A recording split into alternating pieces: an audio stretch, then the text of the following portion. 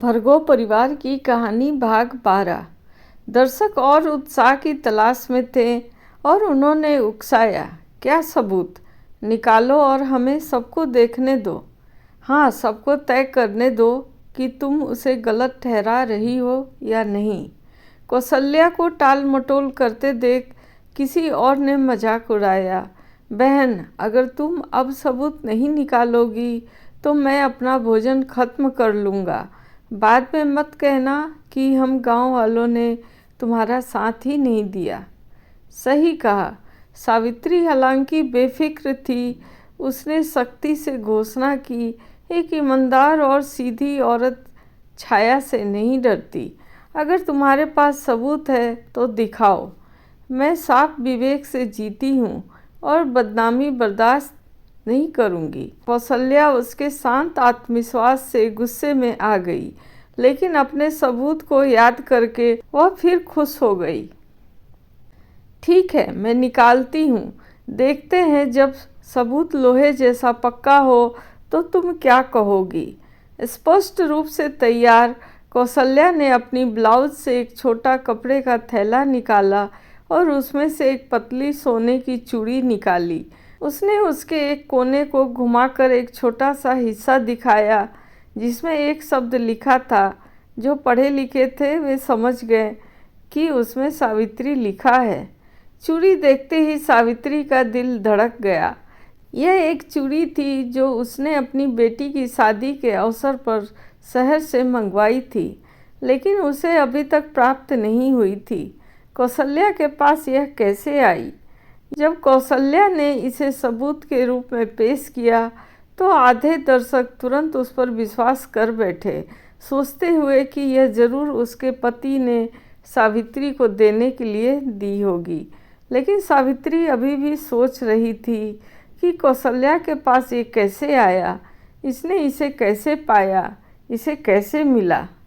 चूड़ी में कुछ गड़बड़ लग रही थी, हालांकि वह ठीक से बता नहीं पा रही थी। बस कल इस चूड़ी का बनाने वाला मेरे पास चांदी मांगने आया। कौशल्या ने कहा कि यह किसी ने मंगवाई थी और उस किसी ने उसे मेरे पति से पैसे लेने को कहा। मेरे पास कोई विकल्प नहीं था सिवाय भुगतान करने के, और मैंने इसे ले लिया क्योंकि दुकानदार जिद पर अड़ा था।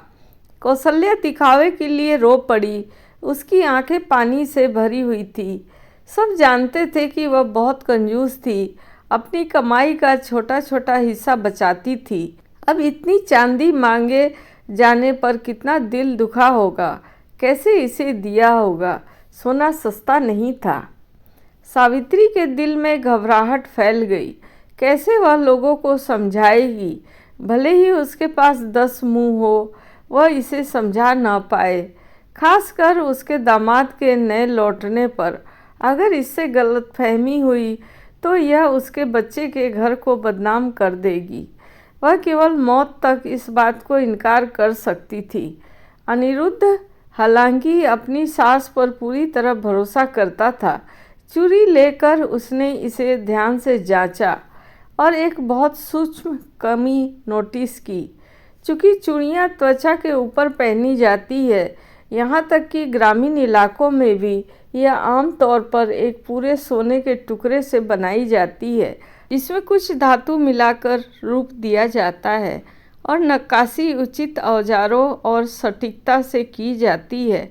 खुरदुरे किनारे असुविधाजनक होते हैं, लेकिन यह टुकड़ा अलग था।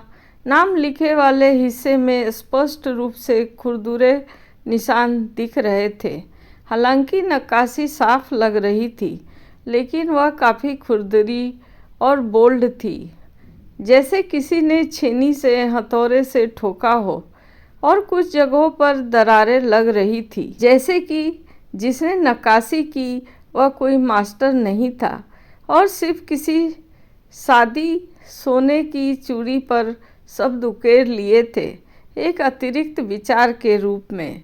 अनिरुद्ध समझ गया यह औरत उसकी सास को फंसा रही थी, लेकिन क्यों? सिर्फ उसके नाम को बर्बाद करने के लिए? क्या उसके पास कोई व्यक्तिगत दुश्मनी थी?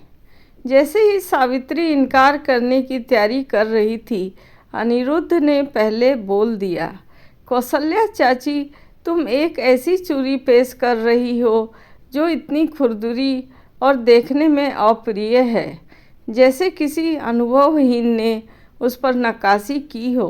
क्या तुम जानती हो किसी को फंसाने की सज़ा क्या है? यह एक अच्छे कारीगर का काम कैसे है? और तुम्हें कैसे पता कि मेरी सास ने ऐसी चूड़ी मंगवाई थी? क्या मैं दुकानदार के पास जाऊं और पूछूं कि क्या उसने यह बनाई? कोई दुकानदार नहीं कहेगा कि उन्होंने यह नक्काशी की। मैंने पहले सोने पर नक्काशी देखी है। यह कहीं भी मास्टर के काम के करीब नहीं है। ग्रेट जिंग की धारा 384 के अनुसार किसी के नाम को बर्बाद करने के लिए सबूत गढ़ना अगर मामूली तो 1 साल की दंड, श्रम अगर गंभीर तो 1 साल की जेल। तुम्हें आगे बोलने से पहले सोचना चाहिए। सावित्री अब समझ गई कि चूड़ी कोई संदिग्ध लग रही थी, क्योंकि वह वैसा चूड़ी नहीं था जैसा वह एक अच्छे मास्टर से उम्मीद करती थी कि वह अपना आभूषण कैसे तैयार करेगा। सावित्री इसे अच्छी तरह जानती थी, इसी वजह से उसने इसे एक स्थापित सोने के दुकानदार से मंगवाया था। अब यह 12वां भाग ख़त्म होता है। अब 13वें भाग के लिए अगला वीडियो देखिए। नमस्कार।